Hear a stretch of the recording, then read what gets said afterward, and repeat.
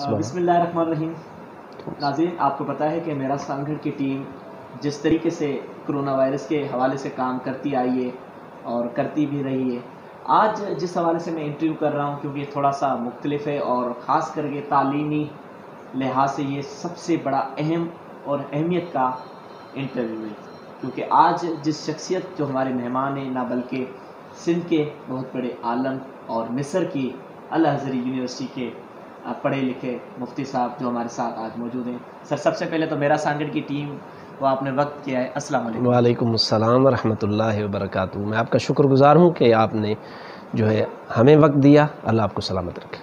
اچھا سر، بات کرتے ہیں آپ کی لائبریری کی۔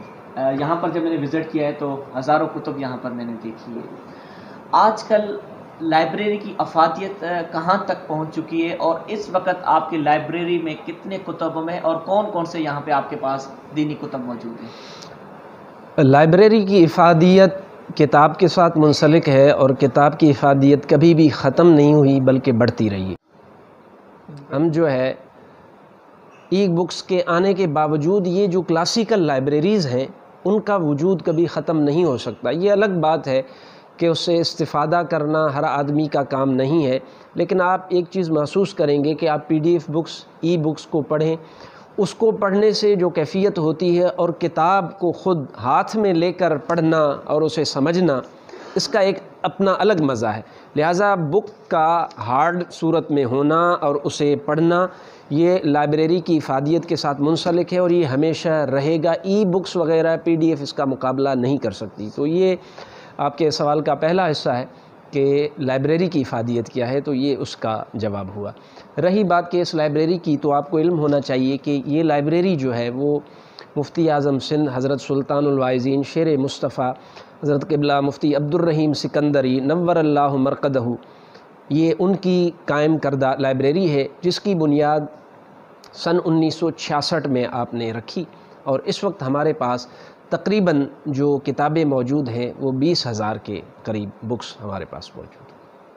اچھا سر، جہاں پر آپ نے بات کی کہ 20,000 سے زائد کتب ہیں، آپ نے ایک بات کی کہ ای بک اور جو آپ ہارڈ بک پڑھتے ہیں تو اس کا الگ ہے، لیکن جب میں حال ہی میں جب سعودی عرب گیا تو وہاں پر جب میں نے مسجد نبوی کی یا مسجد حرم پاک کی جو میں نے لائبریری وزٹ کی، تو وہاں پر آج کل جدید سسٹم آ چکا ہے، کیونکہ نوجوان جس طریقے سے آپ نے کی کہ ٹھیک ہے ای بک کی الگ، لیکن وہاں پر انہوں نے کافی ٹیکنالوجی استعمال کی، اطلاعات کے ذریعے تمام جتنی بھی بکس ہیں آپ ایک اسکین کوڈ کے ذریعے وہ بکس پڑھ بھی سکتے ہیں۔ تو اس حوالے سے آپ آگے چل کے اس طریقے سے کوئی سلسلہ جڑ سکتا ہے آپ؟ جی ہاں، بالکل، یہ ہمارے پروگرام میں تو شامل ہے، لیکن اس کے لیے بجٹ چاہیے ہوتی ہے، اس کے لیے جو ہے سرمایہ درکار ہوتا ہے۔ ہمارے یہاں آپ کو پتہ ہے کہ حکومتیں تعلیمی حوالے سے اور بالخصوص دینی تعلیم پر کوئی توجہ نہیں دیتی۔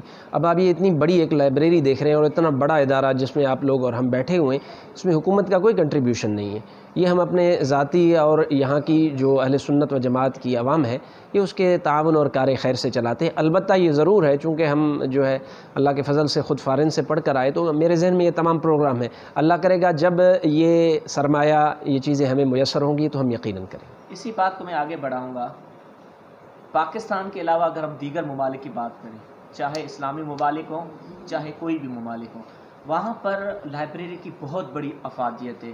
میں نے یہ بھی وہاں پر دیکھا کہ ہر روزانہ کی بنیاد پر وہاں پہ طالب علم اسکولوں کے آتے تھے، لائبریری کا وزٹ کرتے تھے، کتابوں کی افادیت معلوم کرتے تھے، وہاں پر بیٹھتے تھے۔ ایسا پاکستان میں اور سندھ میں کیوں نہیں؟ دیکھیے کہ ایک عربی میں بزرگان دین کا قول ہے، فرماتے ہیں الناس علی دین ملوکہم، لوگ اپنے بادشاہوں کی پیروی کرتے ہیں، جو ان کے خیال ہوں وہی لوگوں میں بھی منتقل ہوتے ہیں۔ آپ کے اور ہمارے حکمران علم کو سپورٹ نہیں کرتے، آپ کے اور ہمارے حکمران یہ جو ملک میں میوزیشین اور میوزک فنکاروں کے نام پہ ان چیزوں کو سپورٹ کیا جاتا ہے، تو آپ محسوس کریں گے کہ آپ کی عوام میں سے بچہ بھی گانا باجا اور اس کا شوقین نظر آئے گا۔ وہ کتاب خریدنے کے بجائے کہے گا کہ ابو مجھے جو ہے وہ فلاں گٹار لے دیں۔ یہ کیا ہے؟ ماحول کریٹ ہوتا ہے۔ تو اصل میں یہ ان لوگوں کا کردار ہے، وہ ویک ہے تو آٹومیٹکلی یہاں بھی ویک ہے۔ میں خود ایجپٹ میں، مصر میں رہا ہوں 7 سال، میں نے وہاں پہ تعلیم حاصل کی ہے۔ دنیا میں جو بڑی بڑی لائبریریز ہیں، اس سوال کو آگے بھی آپ بڑھائیے گا، تو ان میں ایک لائبریری جو ہے وہ ایجپٹ میں موجود ہے، تو وہاں ہم دیکھتے تھے کہ باقاعدہ اس کے لیے خاص بجٹ ہے، اور وہاں پر لوگ جو ہے اس میں ایک شعور ہے، اور پھر وہ خود لائبریریز بھی عوام الناس کو اپنی طرف اٹریکٹیو کرنے کے لیے مختلف پروگرامز کرواتی ہیں لائبریری میں. تو ان سب چیزوں کا اثر ہوتا ہے. تو بنیادی طور پر حکمران کا کام ہے کہ وہ اس چیز کو آگے بڑھائے جو ہمارے ہاں نظر نہیں آتا. اچھا سر، بات کرتے ہیں کہ آپ اگر فرض کریں حکومت آپ سے رابطہ کرتی ہے، ضلعی ایڈمنسٹریٹر آپ سے رابطہ کرتی ہے کہ بھئی ہمارے اب اسکول کے بچے آپ کی لائبریری میں وزٹ کرنے آئیں گے، جی آپ سے ملیں گے اور آپ ان کو دورہ کرائیں، یا اس پہ آپ کتنا اگر انتظامیہ کے ساتھ کوآرڈینیشن؟ جی بالکل، انتظامیہ کو ویسے بھی معلوم ہے اور ہم ہمیشہ کرتے بھی ہیں، اور ہمارے پاس مختلف ڈیلیگیشن کراچی سے بھی آتے ہیں. آپ کے یہاں قائد عوام یونیورسٹی نواب شاہ میں فلسطینین، ایجپشین، نائجیریا اور ان عرب کنٹریز دیگر لیبیا کے اسٹوڈنٹس موجود ہیں جو میرے پاس ہر 3 ماہ بعد یہاں تشریف لاتے ہیں.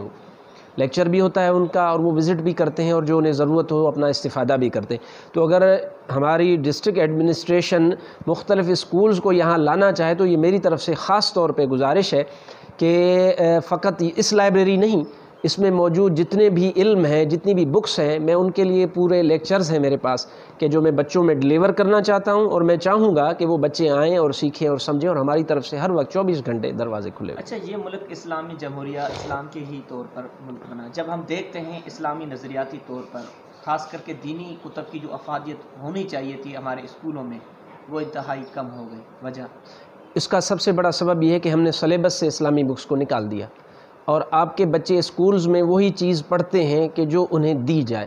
تو آپ نے جب انہیں دی نہیں تو وہ پڑھیں گے کیسے؟ اچھا سر، ظاہری بات ہے آپ سے انٹرویو لیا، کوئی ایسا میسج اس جدید دور کی افادیت کے حوالے سے کتب کی روشنی میں؟ میں یہ کہنا چاہوں گا کہ ہماری قوم کو انجینئرز کی بھی ضرورت ہے، ڈاکٹرز کی بھی ضرورت ہے، ہمیں آئی ٹی انجینئرز کی بھی ضرورت ہے، ہر طبقے کے لوگوں کی ضرورت ہے. میں کہتا ہوں ڈاکٹر بھی بنیے، انجینئر بھی بنیے، لیکن اس سے پہلے پکے مسلمان بنیے.